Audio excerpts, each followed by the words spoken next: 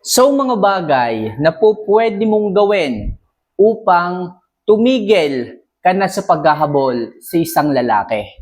Yes, mga kamamay, ang ipinagtataka ko, bakit sa kabila ng ginawa niya sa'yo, sinaktan ka, niloko ka, pinagpalit ka, iniwan ka sa ere, naghahabol ka pa rin. Ano bang meron sa lalaki na yon? Mga kamamay, hindi naman ka value yung lalaki. Sa totoo lang kung iisipin natin, wala namang ibinigay na kabutihan sa iyo yung lalaki. Bakit hinahabol-habol mo pa?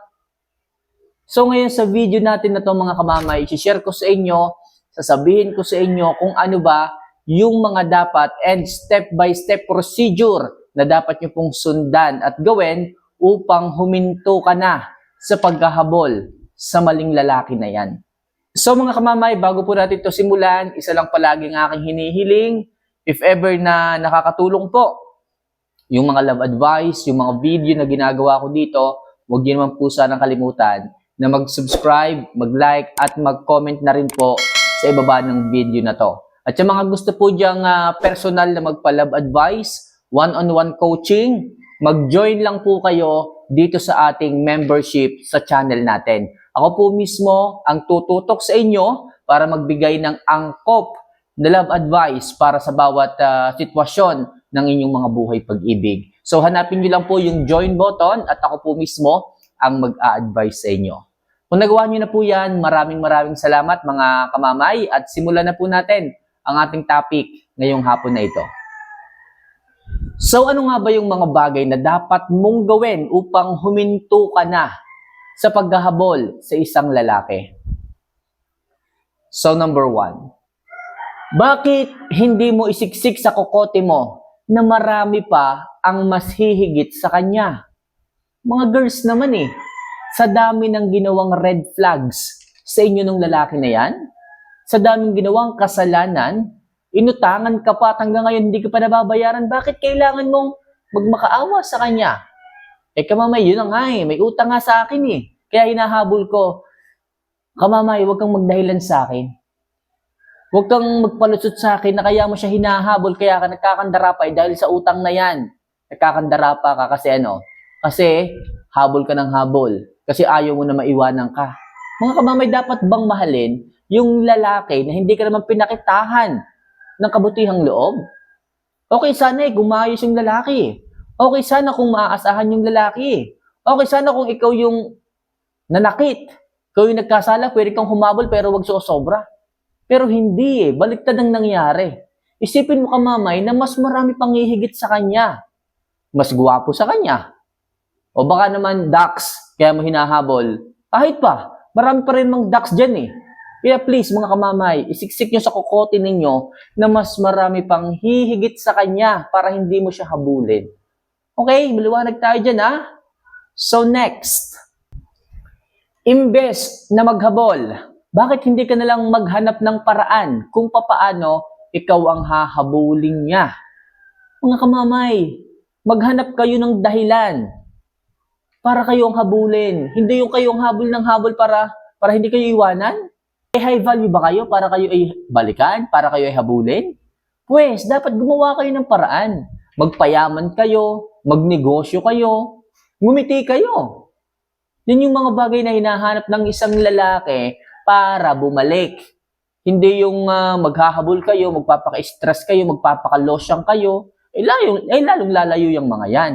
Kaya please mga kamamay, mas makakatulong kung mas magpo-focus ka ng atensyon sa sarili mo. Maghanap ka ng dahilan para bumalik ang lalaki sa'yo. Maghanap ka ng paraan para mas mag-improve ka. Para sa ganun, hindi ka masyadong busy sa paghahabol sa kanya. Para sa ganun, okay, makakatulog ka naman sa kakaisip sa kanya. Kaya please mga kamamay, sa halip na maghabol o imbes na maghabol, bakit hindi ka nalang magtuon ng atensyon sa sarili mo? Okay? So next, subukan mo rin na makipag-mingle sa mga kaibigan mo at kausapin sila. Yes, mga kamamay, huwag puro habol ng habol. Bakit hindi ka magpakasaya? Bakit hindi ka gumawa ng paraan para kahit paano yung pagkahabol mo mabaling sa ibang bagay? Masyado ka nagiging busy at abala sa paghahabol sa maling tao. Kung kaya't ang payo ko sa'yo, makimingle ka sa mga kaibigan mo para makalimot ka. Kausapin mo sila. At syempre, yung mga totoong kaibigan, magpapayo yan sa'yo ng maayos. Kasi yung ibang, masasabi mo lang na kaibigan, magpapayo lang, pero kahit hindi nila alam ang pinagdadaanan mo, kung ano-anong ipapayo, baka kung saan ka pa mapunta, mapariwara ka pa. Kailangan, mga totoong kaibigan, diyan ka makisama at makimingle. Kasi makakatulong yan para makalimutan mo at hindi ka na maghabol sa isang lalaki. Okay? So next, unahin mo kasi na mag-self-improve kaysa maghabol. Habol ka ng habol, sarili mo naman pinapabayaan mo na. Habol ka ng habol, losyang ka naman na. Bakit hindi ka mag-self-improve, magpaganda, mag-ayos? Tumingin ka sa salamin. Sigurado ako ang eyebag mo, ang laki-laki na. Tumingin ka sa salamin. Tingnan mo ang mukha mo, bilog na, ayaw mo man lamang mag-diet at mag-diet. Bakit hindi ka magsumba, mag-workout? Mga girls, ang mga lalaki, mas ginaganahang bumalik at mas nagkakatrill na bumalik, isipin ka at habulin ka kapag nakikita niya na merong dahilan. Kapag nakikita niya na maayos, maganda ka, masaya ka. Yan ang hinahanap ng isang lalaki. Pero kung mafe-feel ng isang lalaki na habol, buntot ka ng buntot sa kanya, tipong yung itsura mo, di mo man lang maayos. Yung body shape mo, sumasama na rin.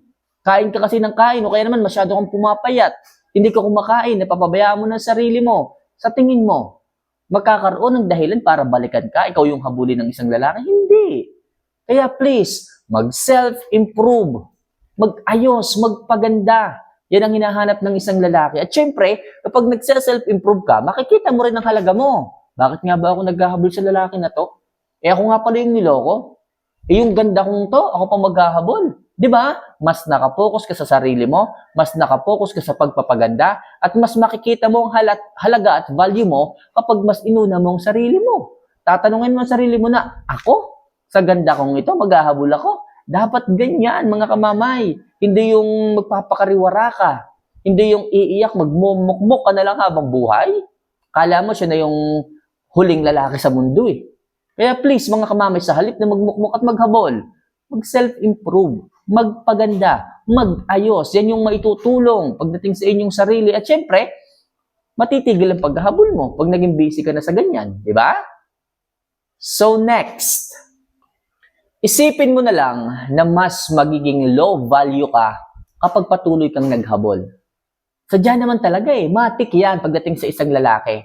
Mas magiging low value ang tingin sa iyo ng isang lalaki kapag humahabol ka sa kanya. Kapag bumubuntot ka sa kanya. Yan ang katotohanan, mga kamamay. Bakit ba kasi kailangan mong mag-please? Bakit ba naman kasi kailangan mong magmakaawa? Nag-iisip ka ba? Sinasabi ko na nga sa iyo, dapat mong gawin, huwag kang maghabol kasi bababa ang tingin sa iyo. Huwag kang maghabol kasi lalayo yan, lalayo. Huwag kang maghabol kasi mas matitrigger yan na maghanap ng iba kasi ikaw yung lapit ng lapit. Pero kung ang isang lalaki nag-iisip, nagtataka at nagtatanong kung bakit hindi ka naghahabol, kung bakit hindi ka nagmamakaawa at tumatawag sa kanya, doon muling manunumbalik ang kanyang kagustuhang bumalik sa iyo. Mababaliktad ang lahat. Yung dating ikaw ang nagpapakamatay sa paghahabol, ngayon, siya naman ang magdusa kasi nag-o-overthink siya sa iyo. Kasi alam niya na wala kang kasalanan. Kasi alam niyang high value ka. At syempre, siya nga yung may kasalanan, siya nga yung lumayo, kahit siya ay batugan, kahit siya ang problema, kahit siya ang stress, kahit siya ang toxic, mag-iisip ngayon siya. Manghihinayang sa iyo. Sa mga panahong hindi ka nagpaparamdam, sa mga panahong hindi ka na naghahabol, maiisip niya ang halaga mo. Maiisip niya na baka natauhan ka na, baka nagising ka na. Kaya ang payo ko sa inyo, mga kamamay, huwag na huwag kang maghahabol sapagkat magiging low value ka pagdating sa kanya. And last, bakit kasi hindi mo ibigay sa sarili mo ang respeto at paggalang? Yes, mga kamamay, yan dapat ang ibinibigay ninyo. Kung yung ibang tao, hindi kayo nirespeto Kung yung ibang tao, kahit kabait-bait mo na, kahit napaka-responsable mo na, iniwanan ka pa. Kahit nasa kanila ang dahilan, iniwanan ka pa. Kaya mga girls, kung habol kayo ng habol, pati kayo hindi nagbibigay ng respeto at paggalang sa sarili ninyo. Take note, imagine po ninyo hindi kayo yung nagkamali, siya yung nagkamali. Kaya dapat ang respeto at paggalang sa sarili mo ibigay. Kung sinong nagkamali, dapat siya yung bumalik. Hindi kung sino yung nagkamali, siya dapat ang habulin, hindi ganun. Kaya please mga girls, ang tali-talino ninyo, sinasayang nyo lang eh. Hindi kayo pinanganak ng inyong mga nanay para lang maghabol sa maling tao. Ipinanganak kayo para mahalin, para i-value, para ingatan at alagaan. Kaya please, igalang, respeto ang sarili sa mga panahon na ubos ka na. So mga kamamay, sana kahit paano makatulong ang ilang mga love advice na ito upang tumigil na kayo ng paghahabol para magising na kayo sa katotohanan na kapag masyado kayo naghabol, masyadong bumababa ang value ninyo. Okay? So mga kamamay, hanggang dito na lang muna siguro tayo and sana kahit paano makatulong at magising kayo. So see you for our next vlog. Mahal ko po kayo. Don't forget to be a member of this channel. Ako mismo maglalab advice sa inyo at ako mismo ang kakausap. So see you for our next vlog. Mahal ko po kayo. Paalam.